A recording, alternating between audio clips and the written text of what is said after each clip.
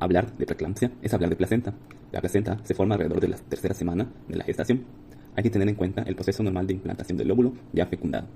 El proceso para la formación de la placenta cuenta con 3 etapas: preimplantación, implantación y desidualización.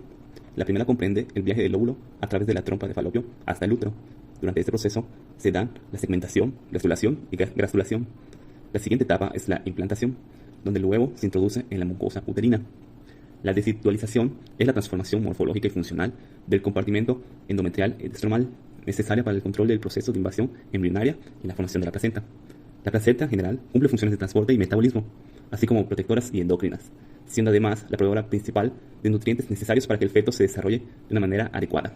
Continuamos con la fisiopatología. Como primer punto, tenemos que se caracteriza por la reducción de la perfusión uteroplacentaria y posteriormente por una isquemia tisular. Pero ¿cómo llegamos a esta reducción de la perfusión uteroplacentaria? Pues podemos llegar por medio de 2 cosas: una falla en la placentación o una intolerancia inmunológica entre tejidos maternos, paternos y fetales. En el caso de la falla de placentación vamos a tener 2 etapas. La primera es el remodelado endovascular defectuoso, el cual vamos a tener la unidad Notch. Notch es vital para la invasión del trofoblasto y remodelación vascular. Es una proteína transmembrana que nos sirve como receptor de señales extracelulares y tiene como objetivo darle el destino a cada una de nuestras células. En la preeclampsia vamos a tener ausencia de esta proteína, la cual se va a asociar con una disminución del diámetro vascular y afectación de la perfusión placentaria.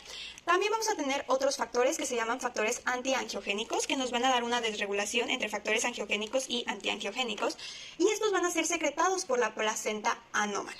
Todo esto nos va a dar lugar a una persistencia de músculo liso de las arterias, porque no están migrando correctamente los citotrofoblastos, y gracias a esto tendremos una disminución del calibre de los vasos, posteriormente un enlentecimiento del flujo, una acumulación de los componentes del plasma en las paredes del vaso, proliferación de células miointimales y macrófagos y por último una aterosis.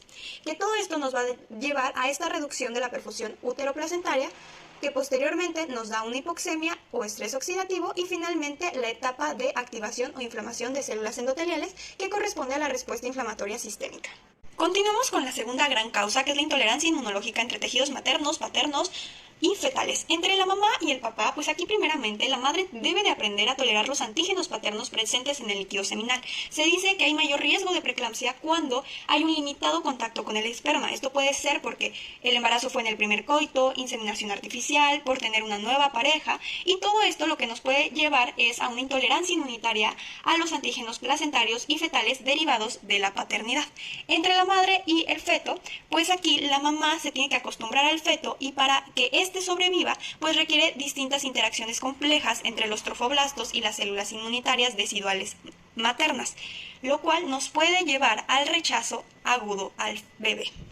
Como vimos, vamos a tener una hipoxia tisular, la cual va a desencadenar diversos mecanismos inflamatorios que nos van a llevar a la activación del endotelio. Esto va a propiciar 3 principales caminos. El primero de ellos va a ser en disminución de sustancias vasodilatadoras como óxido nítrico y aumento de las constrictoras como las endotelinas 1. Esto nos va a llevar a una hipertensión arterial que va a provocar una disminución del flujo hacia órganos importantes, y también vamos a tener un aumento de la poscarga, con lo cual el corazón no va a ser capaz de bombear la sangre suficiente, y con eso una insuficiencia cardíaca sistólica. Estos factores nos van a llevar a una isquemia sistémica, como principalmente a los órganos que afecta, va a ser al cerebro, porque vamos a tener una reducción del flujo. El cerebro ya no va a poder regular el flujo sanguíneo, por lo cual vamos a tener alteraciones neurológicas que nos pueden llevar a epilepsias, y eso estaría desencadenando una eclampsia. También la insuficiencia sanguínea va a llevar a un infarto hepático, y también vamos a tener una lesión prerrenal.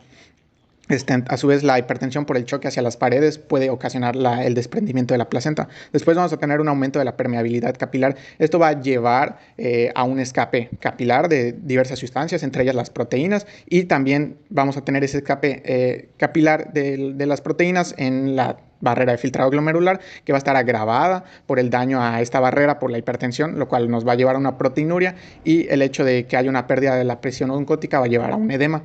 Y también vamos a tener un desequilibrio entre prostaciclinas, que serían sustancias antitrombóticas y tromboxanos A2 principalmente, que van a ser coagulantes. Esto nos va a llevar a una activación de la cascada de la coagulación, lo cual en primera instancia puede afectar todavía más la obstrucción vascular por formación de trombos o émbolos que pueden obstruir la luz vascular, que nos va a empeorar el cuadro de isquemia sistémica, y posteriormente por el desgaste el desgaste de las sustancias de coagulación, vamos a tener una trombocitopenia, lo cual puede desencadenar hemorragias.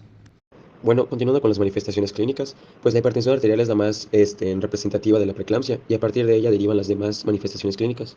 En la hipertensión arterial, pues es una vasoconstricción de los vasos sanguíneos de la placenta que disminuye el flujo sanguíneo a esta, desencadenando una respuesta del cuerpo para aumentar la presión arterial y asegurar un flujo sanguíneo adecuado a la placenta.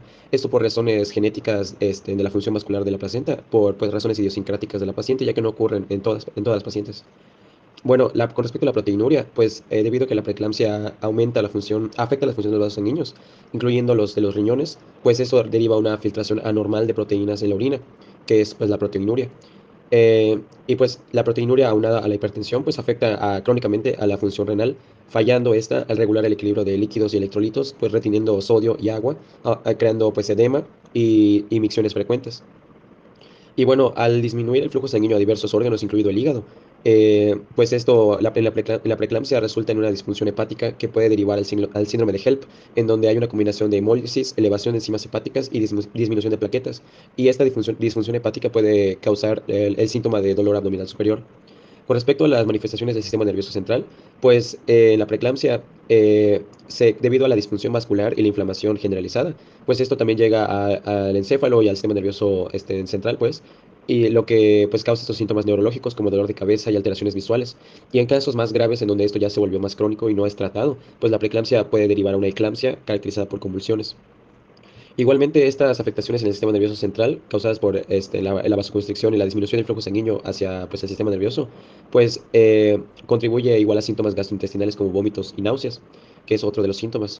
Y bueno, por último, con respecto a las mamas sensibles e hinchadas, pues esto de por sí es un síntoma muy común en cualquier embarazo, independientemente de que haya preeclampsia o no. Sin embargo, en condiciones de preeclampsia, pues ciertos síntomas normales del embarazo, como las mamas sensibles, son exacerbados. Esto igual debido a esta disfunción vascular que produce edema, hinchando aún más las mamas y volviéndolas aún más sensibles. Bueno, como podemos observar con respecto a los daños en otros aparatos y sistemas, en la preeclampsia va a abarcar la parte de lo cardiovascular, el aparato digestivo, el genitourinario y el inmunológico, perdón.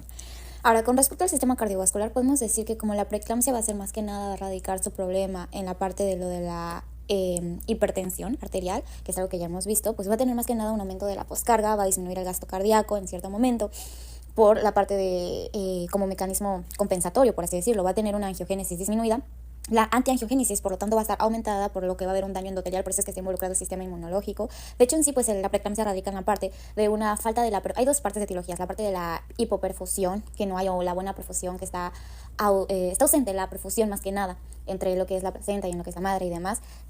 Pues esta parte pues es que va a haber no hay una remodelación correcta de lo que son la parte de las arterias. Por lo tanto, pues eso lleva a que haya esa parte de la hipoperfusión. De la misma manera vamos a tener que va a haber un vasoespasmo por aumento de angiotensina 2, por disminución de prostaglandinas y óxido nítrico, aumento del tromboxano 2, activación de coagulación que lleva a la trombocitopenia, un consumo elevado del factor 7 y niveles de fibronopéptidos aumentados, donde hay un escape capilar, donde a lo que lleva una fuga de plaquetas, fibrinógeno que se deposita en el subendotelio. Por lo tanto, lo que va a llevar a un flujo sanguíneo cerebral disminuido que puede llevar a acceder a la capacidad de autorregulación con hipertensión arterial, llevando a la hiperperfusión cerebral. Ahora bien, con respecto al sistema inmunológico, tenemos que va a haber una respuesta del sistema inflamatorio activada por lo mismo de esta ausencia de remodelación en el endotelio. Van a haber citoquinas y células proinflamatorias por daño endotelial. El factor de necrosis tumoral alfa va a estar activado, llevando a macrófagos liberados. Daño endotelial lleva a un ambiente con estrés oxidativo, por lo tanto es que más que nada este estrés oxidativo lleva a que se lleve esta parte de lo que es la respuesta inmunológica, llevando a una hipoxemia que lleva a la liberación de peroxinitritos con mayor estrés oxidativo. Y también se tiene que el retículo endoplásmico fallado lleva a lo que es el estrés oxidativo. Con respecto al aparato digestivo, puede haber una posible isquemia hepática, digamos que eso es algo en la parte cuando ya es algo extremo, un posible infarto hepático por necrosis hemorrágica periportal. Además que se va a ver lo que es reflejado en la proteinuria. Esto es debido a que la membrana basal se va a ver afectada y se va a ver una expresión de 300 gramos de 24 horas, o sea, durante las 24 horas. Esto lleva a un edema por disminución en la presión oncótica del plasma, lo que lleva a que sensibilice la angiotensina 2 con inducción a vasospasmo. Hay, lógicamente, como hemos visto en la hipertensión arterial, una mayor resistencia arteriolar aferente, donde lleva una endoteliosis glomerular que bloquea la barrera de filtración. También tenemos que la tasa de filtración glomerular va a disminuir y el aumento de ácido úrico y creatinina sérica.